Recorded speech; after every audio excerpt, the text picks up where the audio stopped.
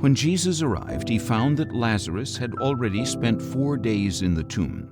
Now Bethany was near Jerusalem, a little less than 2 miles away, and many of the Jews had come to Martha and Mary to console them in the loss of their brother.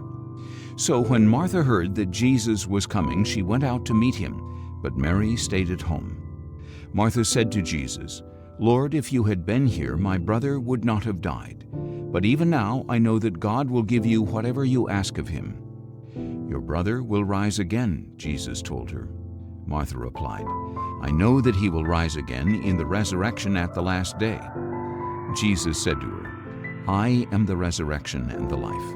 Whoever believes in me will live, even though he dies.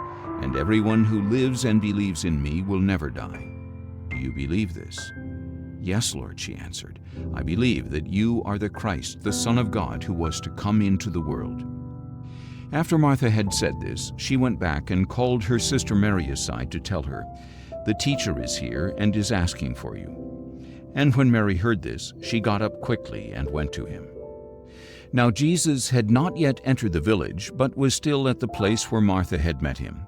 When the Jews who were in the house consoling Mary saw how quickly she got up and went out, they followed her, supposing she was going to the tomb to mourn there. When Mary came to Jesus and saw him, she fell at his feet and said, "Lord, if you had been here, my brother would not have died."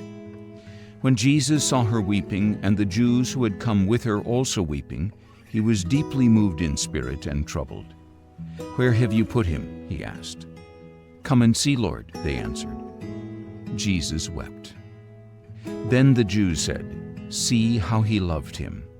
But some of them asked, "Could not this man who opened the eyes of the blind also have kept Lazarus from dying?"